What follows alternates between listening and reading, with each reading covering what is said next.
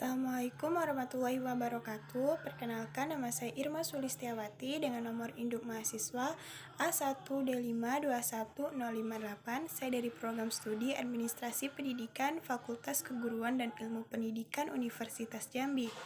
Pada video ini, saya akan menyampaikan materi kelompok saya yang beranggotakan saya dan Iin Septiani yang berjudul Sistem Manajemen Berbasis Data. Baiklah, langsung saja simak materinya. Sistem manajemen data adalah perangkat lunak sistem yang memungkinkan para pemakai membuat, memelihara, mengontrol, dan mengakses sumber data dengan cara praktis dan efisien. Sistem manajemen berbasis data mengorganisasikan volume data dalam jumlah yang sangat besar dan digunakan oleh perusahaan dalam transaksi sehari-hari. Data harus diorganisasikan sehingga para manajer dapat menemukan data tertentu dengan mudah dan cepat untuk mengambil sebuah keputusan. Perusahaan pemecah keseluruhan koleksi data menjadi sekumpulan tabel data yang saling berhubungan.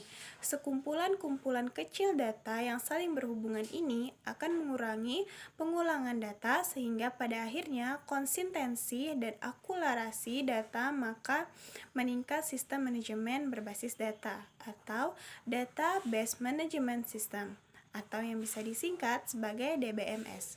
DBMS adalah perangkat lunak sistem yang memungkinkan para pemakai membuat, memelihara, dan mengontrol dengan akses basis data dengan cara praktis dan efisien.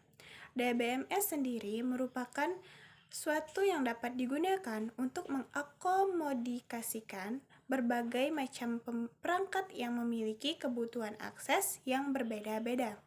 DBMS pada umumnya menyediakan fasilitas ataupun fitur-fitur yang memungkinkan data dapat diakses dengan mudah, aman, dan cepat. Beberapa fitur yang secara umum tersedia adalah yang pertama yaitu keamanan. DBMS menyediakan sistem penggunaan data sehingga tidak mudah diakses oleh orang lain yang tidak memiliki hak akses. Yang kedua yaitu independensi. DBMS menjamin independensi antara data dan program. Data tidak tergantung pada program dan mengaksesnya, karena struktur datanya dirancang berdasarkan kebutuhan informasi, bukan berdasarkan struktur program. Sebaliknya, program juga tidak tergantung pada data, sehingga walaupun struktur data diubah, program tidak perlu berubah. Yang ketiga yaitu kongruensi atau data sharing, data yang dapat diakses secara bersama oleh beberapa pengguna karena manajemen data diakses oleh DBMS. Yang keempat yaitu integrasi. DBMS mengelola file-file data serta relasinya dengan tujuan agar data selalu dalam keadaan valid dan konsisten. Yang kelima yaitu pemulihan. DBMS menyediakan fasilitas untuk memulihkan kembali file-file data keadaan semula sebelum terjadinya kesalahan atau error data, gangguan baik kesalahan perangkat keras maupun kegagalan perangkat lunak. Yang keenam yaitu KUMUS ataupun katalog sistem. DBMS menyediakan fasilitas KUMUS data ataupun katalog sistem yang menyediakan deskripsi dari file yang sudah valid, data yang terkadang dalam data basis data.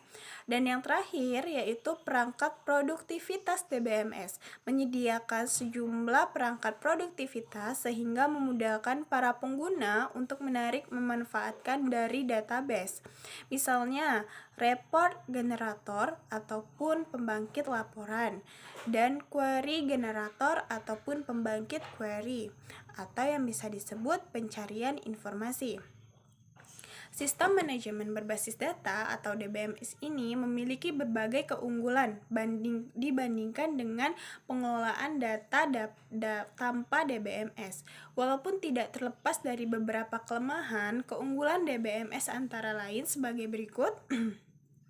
Yang pertama yaitu mengurangi duplikat data ataupun redundancy.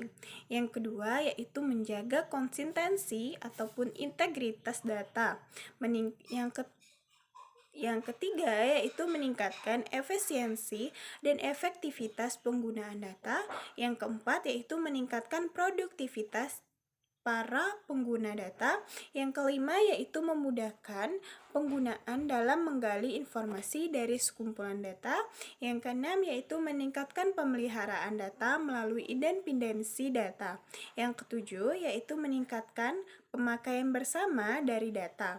Yang kedelapan yaitu meningkatkan layanan backup dan recovery data. Baiklah, itu materi yang bisa dapat saya sampaikan. Saya akhiri, dan materi selanjutnya akan disampaikan oleh rekan saya. Saya akhiri. Wassalamualaikum warahmatullahi wabarakatuh. Assalamualaikum warahmatullahi wabarakatuh. Perkenalkan, saya Iin Septiani dengan nomor induk mahasiswa A1D521083. Saya akan melanjutkan materi sebelumnya. Kelemahan penggunaan sistem manajemen basis data antara lain, yang pertama, memerlukan suatu skill tertentu untuk bisa melakukan administrasi dan manajemen database agar dapat diperoleh struktur dan relasi data yang optimal. 2. Memerlukan kapasitas penyimpanan baik eksternal atau disk maupun internal atau memori agar DBMS dapat bekerja cepat dan efisien. 3. Harga DBMS yang handal biasanya sangat mahal. 4. Kebutuhan akan sumber daya biasanya cukup tinggi. 5. Konversi dari sistem lama ke sistem DBMS terkadang sangat mahal. Di samping biaya pengadaan perangkat keras dan perangkat lunak, diperlukan pula biaya pelatihan. 6. Apabila DBMS gagal menjalankan misinya, maka tingkat kegagalan menjadi lebih tinggi karena banyak pengguna yang bergantung pada sistem ini.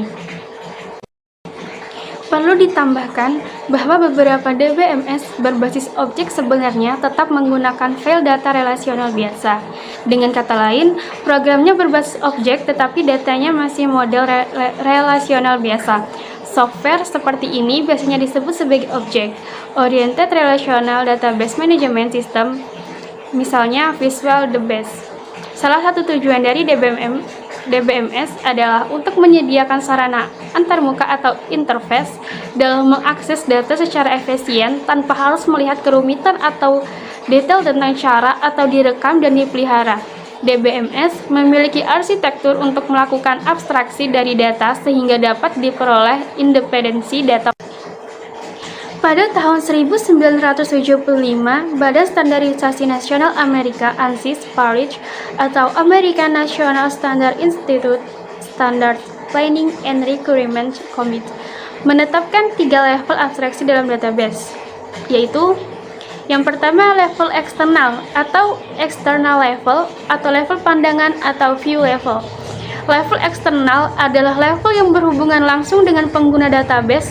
Pada level ini, pengguna atau user hanya bisa melihat struktur data sesuai dengan keperluannya, sehingga setiap user bisa memiliki pandangan atau view yang berbeda dari user lainnya. Pada level ini pula dimungkinkan pandangan user berbeda dengan representasi fisik dari data. Misalkan untuk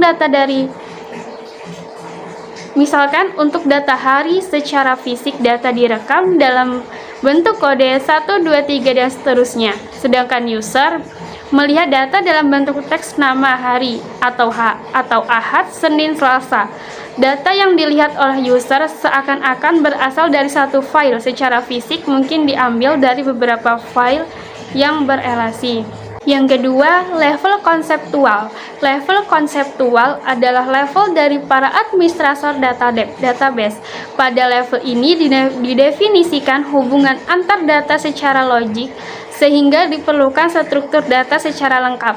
Para administrator database memahami bagaimana satu view dijabarkan dari beberapa file data. Demikian pula pada saat perancangan database, mereka dapat saja membagi data menjadi beberapa file agar dapat diakses dan disimpan secara efisien. Yang ketiga, level internal.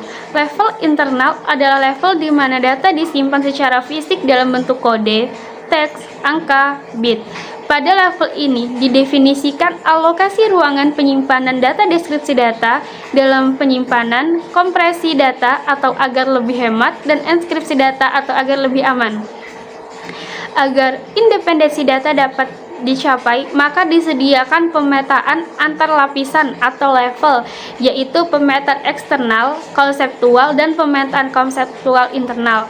Pada pemetaan eksternal konseptual, DBMS dapat memetakan field data dan user view ke dalam struktur data yang sesungguhnya. Pada pemetaan konseptual internal, dengan begitu penggunaan sistem manajemen basis data dapat menemukan rekaman fisik dari data yang didefinisikan pada struktur logika.